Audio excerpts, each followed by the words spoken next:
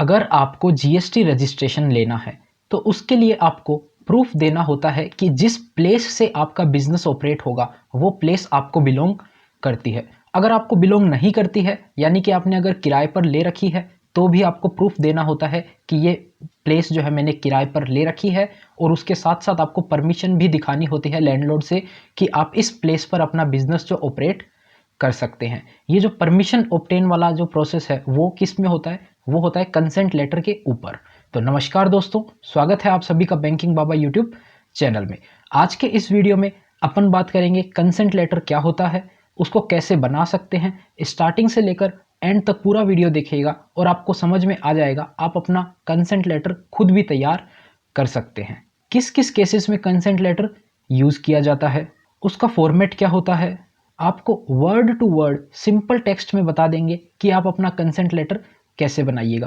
पूरा फॉर्मेट आपके सामने रख देंगे, उसको देखकर आप अपना कंसेंट लेटर बना सकते हैं और उसको रेडी टू यूज़ कर सकते हैं बिना कंप्यूटर और प्रिंटर की मदद से।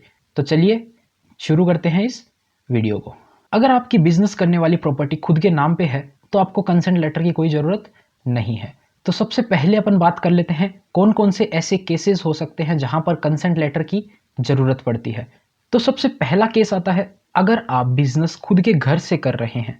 अब घर से आप बिजनेस कर रहे हैं और वो जो घर की जो प्रॉपर्टी है वो आपके नाम नहीं है, आपके पिताजी के नाम है, या फिर घर के किसी भी रिलेटिव के नाम हो सकती है, या फिर आप किसी रिलेटिव के यहाँ से बिजनेस ऑपरेट करना चाहते हैं, भैया हो, मामा हो, चाचा हो, किसी के भी घर से आप अगर बिजनेस ऑपरेट करना चाहते हैं तो उस केसेस में वो प्रॉपर्टी तो आपकी है नहीं, लेकिन आप रेंट भी नहीं दे रहे हैं और कोई रेंट एग्रीमेंट भी नहीं है आपके बीच में, तो उस केसेस में कंसेंट लेटर की ज़रूरत पड़ती है।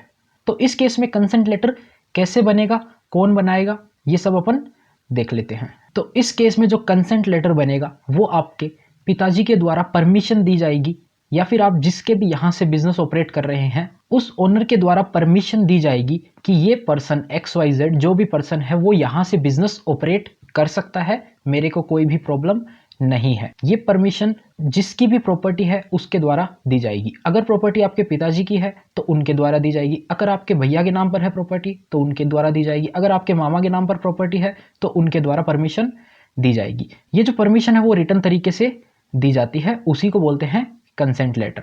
अब सिर्फ कंसेंट लेटर लगा देने से तो ये प्रूव नहीं हो जाता कि वो प्रॉपर्टी जो है वो आपके रिलेटिव की है या फिर आपके भैया की, जिसकी भी है वो प्रूव तो नहीं होता। कंसेंट लेटर में तो सिर्फ इतना हुआ कि ये प्रॉपर्टी आपके भैया की है तो आप उस प्रॉपर्टी पर बिजनेस कर सकते हैं, यानी कि जीएसटी नंबर ले सकते हैं, उनको कोई प्रॉब्लम नहीं है। ये तो कंसेंट लेटर में आ गया। लेकिन अब ये जो प्रॉपर्टी है वो भी प्रूव करना पड़ेगा आपको कि ये प्रॉपर्टी जो है वो आपके रिलेटिव की है, तो उसके लिए भी आपको प्रूफ का डॉक्यूमेंट देना पड़ेगा कंसेंट लेटर के साथ में। अब वो डॉक्यूमेंट क्या हो सकता है? या तो आपके वो लीगल ओनरशिप डॉक्यूमेंट हो सकते हैं, या फिर आप इलेक्ट्रिसिटी बिल अपलोड कर सकते हैं जिस लोकेशन का है, उस इलेक्ट्रिसिटी बिल में ओनर का नाम और उस प्रॉपर्टी का एड्रेस, दोनों चीज़ें कंप्लीट मेंशन होनी चाहिए। अगर इलेक्ट्रिसिटी बिल में नाम और एड्रेस में से कोई भी इंफॉर्मेशन अगर मिसमैच होती है तो वो आपका जो एप्लीकेशन है वो रिजेक्ट होने का बहुत ज़्यादा चांसेस है। तो अगर आपके इलेक्ट्रिसिटी बिल में इंफॉर्मेशन करेक्ट दी हुई है, नाम और उसका एड्रेस अगर करेक्ट है तो ही आप इलेक्ट्रिसिटी बिल अपलोड करिएगा। अदरवाइज आपको लीगल ओनरशिप डॉक्यूमेंट यानी कि जो ओरिजिनल कागज है उसकी फ़ोटो क्लिक करके आपको वो अपलोड करने पड़ेंगे जिस भी प्रॉपर्टी पर आप रजिस्ट्रेशन करवाना चाहते हैं। अब बात करते हैं दूसरे केस की। जैसे कि आप जिस लोकेशन से बिजनेस रजिस्ट्रेशन करना चाहते हैं वो प्रॉपर्टी आपके नाम नहीं है, आपके फैमिली में किसी के भी नाम नहीं है, आप उस प्रॉपर्टी में किराए पर रहते हैं, यानी कि रेंट एग्रीमेंट होगा आपके पास में। अगर आपके पास रेंट एग्रीमेंट नहीं बना हुआ है तो हम आपको यही सजेस्ट करेंगे रेंट एग्रीमेंट बनवा लीजिए। तो रेंट एग्रीमेंट कैसे बनाते हैं उसका वीडियो ऑलरेडी हमारे चैनल पर अपलोड हो चुका है, जिसका लिंक आपको इस वीडियो के डिस्क्रिप्शन में भी मिल जाएगा। अब बात करते हैं अगर आपके पास रेंट एग्रीमेंट है और अगर रेंट एग्रीमेंट नहीं है, दोनों केस की बात करेंगे। तो अब बात कर लेते हैं अगर आपके पास रेंट एग्रीमेंट है, अवेलेबल है rent agreement, valid rent agreement है आपके पास, तो अब वो जो रेंट एग्रीमेंट होगा, अगर आप उस प्रॉपर्टी में रह रहे हैं तो मोस्टली यही चांसेस होगा कि वो एग्रीमेंट जो है वो रेजिडेंशियल पर्पस के लिए हो, कॉमर्शियल पर्पस के लिए वो एग्रीमेंट नहीं होगा। अगर कॉमर्शियल पर्पस के लिए है तो सिंपल सा आप उस रेंट एग्रीमेंट के बेसिस पर अपना जीएसटी नंबर ले सकते हैं। अगर वो जो प्रॉपर्टी है वो रेजिडेंशियल के लिए ही है तो आप उस प्रॉपर्टी को भी यूज़ कर सकते हैं जीएसटी नंबर लेने के लिए। उस केस में आपको एक कंसेंट लेटर लगेगा। अब की बार ये जो कंसेंट लेटर होगा हमेशा की तरह ओनर की तरफ से आएगा। इस बार प्रॉपर्टी का ओनर कौन है? जो आपका ओनर है जिससे आपने किराए पर घर ले रखा है। तो आपको उससे एग्रीमेंट लिखवाना है। क्या एग्रीमेंट लिखवाना है? कि ये जो प्रॉपर्टी है वो कॉमर्शियल पर्पस के लिए यूज़ करना चाहता हूँ मैं और इसकी आप परमिशन दे रहे हैं, इससे आपको कोई भी आपत्ति नहीं है। तो सिंपल सा आपको ये एग्रीमेंट लिखवाना है। जो कंसेंट लेटर अपन ने फर्स्ट केस में देखा सेम वैसा ही कंसेंट लेटर बनेगा, बस उसमें क्या हो जाएगा, अगर आपका रिलेटिव ओनर था तो आपके रिलेटिव का नाम आ रहा था। इस केस में आपके रिलेटिव का नाम नहीं आएगा और आपके सिंपली ओनर का नाम आएगा। तो इस केस में भी सेम कंसेंट लेटर बनेगा। कंसेंट लेटर का फॉर्मेट वगैरह क्या होगा वो सारा अपन डिस्कस करेंगे इसी वीडियो में। तो ये जो हुआ सेकंड केस, इसमें अगर आपकी रेंटेड प्रॉपर्टी है और आपके पास रेंट एग्रीमेंट अवेलेबल है तो क्या क्या आप डॉक्यूमेंट अपलोड कर सकते हैं। उस केस में आपको रेंट एग्रीमेंट अपलोड करना पड़ेगा, उसके साथ साथ आपको कंसेंट लेटर भी अपलोड करना पड़ेगा। हर केस में 2 डॉक्यूमेंट मिनिमम अपलोड कर दीजिए करें। अगर आप कम डॉक्यूमेंट अपलोड करेंगे तो ज़्यादा चांसेस है आपके रिजेक्शन होने के, जो आपकी जीएसटी एप्लीकेशन है वो अप्रूव ना हो। तो इसलिए कम से कम 2 डॉक्यूमेंट तो अपलोड किया ही कीजिए। अब बात करते हैं, आप रेंटेड प्रॉपर्टी में रह रहे हैं और आपके पास रेंट एग्रीमेंट भी नहीं है, आपके पास सिंपली मंथली जो रेंट की स्लिप आती है वो अवेलेबल है। तो इस केस में भी आप जीएसटी रजिस्ट्रेशन ले सकते हैं बिना किसी प्रॉब्लम के। इस केस में आपको क्या डॉक्यूमेंट अपलोड करना पड़ेगा? सेम वही रेंट की स्लिप, आपके जो मंथली रेंट की जो स्लिप है आप उस लेटेस्ट स्लिप को अपलोड कर सकते हैं कंसेंट लेटर के साथ में। इस केस में कंसेंट लेटर कैसा बनेगा? सेम अभी जो अपन ने प्रीवियस केस में बात करी थी, ओनर जो होएगा उसके द्वारा कंसेंट लेटर लिखा जाएगा। वो क्या बताएगा? वो सर्टिफाई करेगा कि इस प्रॉपर्टी पर आप जो किराएदार हैं वो जीएसटी नंबर ले सकते हैं, उनको किसी भी तरह की प्रॉब्लम नहीं है और आप इस लोकेशन से अपना बिजनेस ऑपरेट कर सकते हैं। सेम इंफॉर्मेशन कंसेंट लेटर में आएगी। तो ये हो गए तीनों केस जिस केस में कंसेंट लेटर काम आता है। अब बात कर लेते हैं कंसेंट लेटर के फॉर्मेट की। कंसेंट लेटर किस फॉर्मेट में रहेगा, कौन से पेज पर प्रिंट होगा, नॉर्मल पेज पे होगा, लीगल डॉक्यूमेंट पे होगा या फिर स्टाम्प पेपर पे होगा, कितने रुपए के स्टाम्प पेपर पे होगा, नोटेरी भी करवाना है क्या क्या क्या करना है, सारे डाउट आपके क्लियर करेंगे। अब तो देखिए चलते हैं अपनी कंप्यूटर स्क्रीन की तरफ और आपको दिखा देते हैं फॉर्मेट। फॉर्मेट देखिएगा आप, यहाँ पर आपके सामने लिखा हुआ है नो ऑब्जेक्शन सर्टिफिकेट।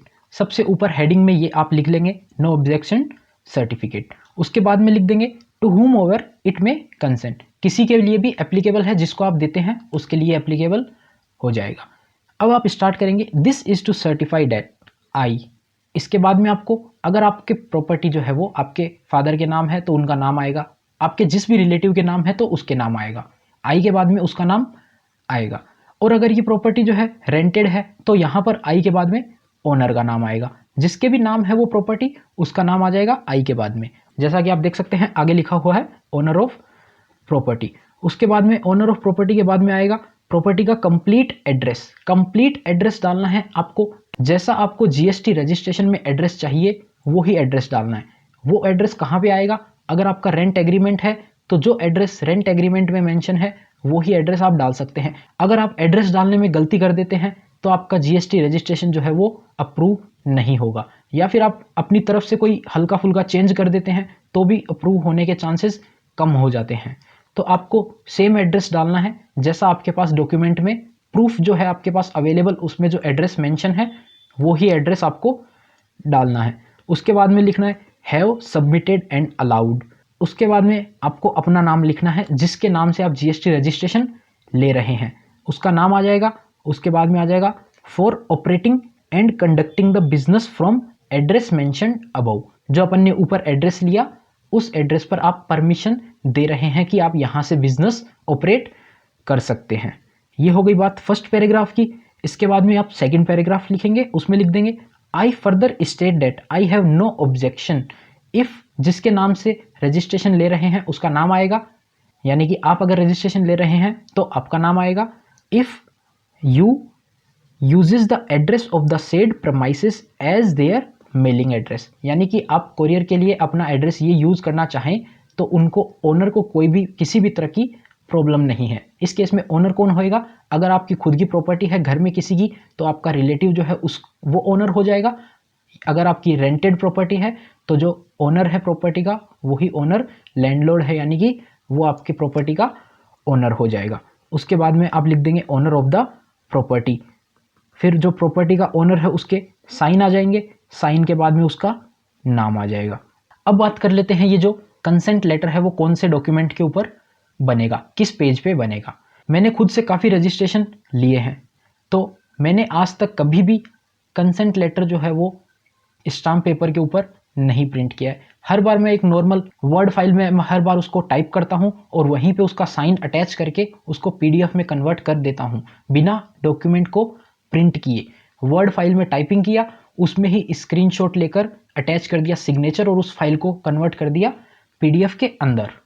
तो ऐसा करने से आपका जो डॉक्यूमेंट है वो साइन होके स्कैन भी हो जाएगा बिना प्रिंटर की हेल्प के, और ये लगने में भी एकदम ओरिजिनल पीडीएफ की तरह ही दिखेगा। इसमें कोई आपको ऐसा नहीं लगेगा कि ये प्रिंट करके स्कैन नहीं किया हुआ, आपको कोई भी फ़र्क पता नहीं चलेगा।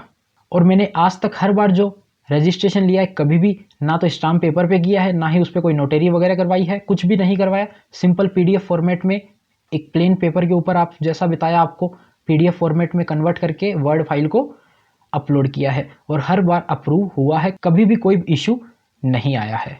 तो आप भी इस सिंपल तरीके से कर सकते हैं। उम्मीद करते हैं आपको भी कोई इशू नहीं आएगा। अगर बाई चांस कोई फ्यूचर में इशू आता है तो आप जो आपका ऑफिसर है जो आपका एप्लीकेशन अप्रूव नहीं करता है इस कारण से, तो आप उससे कांटेक्ट करिए और उससे पूछिए कि आपको कितने रुपए के स्टाम्प पेपर पर वैलिड माना जाएगा, तो आप उतने रुपए के स्टाम्प पेपर पर नोटेरी करवा के अपलोड कर दीजिएगा। वैसे तो ज़्यादा चांसेस यही हैं कि आपका जो है वो प्लेन पेपर पर भी अप्रूव हो जाएगा, लेकिन कई ऑफिसर ऐसे होते हैं जो अप्रूव नहीं करते हैं। तो उस केस में आप ऑफिसर से पता करके उतने रुपए के स्टाम्प पेपर पर आप लिख लीजिएगा। स्टाम्प पेपर वैसे जनरली 20-50 रुपए का अप्रूव कर देते हैं, लेकिन कुछ कुछ ऑफिसर 100 रुपए की भी डिमांड कर लेते हैं या फिर उससे ऊपर के भी स्टाम्प पेपर की डिमांड कर लेते हैं। तो कोई भी स्टाम्प पेपर के ऊपर प्रिंट करने से बेटर है कि आप पहले ऑफिसर से पूछ ही ले, तो उसके बाद ही आप स्टाम्प पेपर पर लिखिएगा। तो उम्मीद करते हैं आपको समझ में आ गया होगा कौन कौन से केसेस में कंसेंट लेटर लगता है और कंसेंट लेटर को कैसे बनाया जाता है। अगर आपको वीडियो पसंद आता है तो लाइक कीजिएगा, चैनल को भी आप सब्सक्राइब कर दीजिएगा। अब हमारे चैनल पर मेंबरशिप भी एक्टिव हो चुकी है। अगर आप हमारी मेंबर बनना चाहते हैं तो आपको सब्सक्राइब के पास में एक ज्वाइन का बटन दिख रहा होगा, सिंपली उस पर क्लिक करके आप ज्वाइन हो सकते हैं हमारी मेंबरशिप में। मेंबरशिप के बेनिफिट आपको हर एक प्लान के आगे दिख जाएंगे। ज्वाइन करने का जो डायरेक्ट लिंक है वो आपको डिस्क्रिप्शन में भी मिल जाएगा। तो मेंबरशिप ज्वाइन करने के बाद में अगर आपके कोई भी सवाल या सुझाव रहते हैं तो आप हमसे डायरेक्ट कांटेक्ट कर सकते हैं और आपको सॉल्यूशन प्रोवाइड किया जाएगा आपकी क्वेरी का।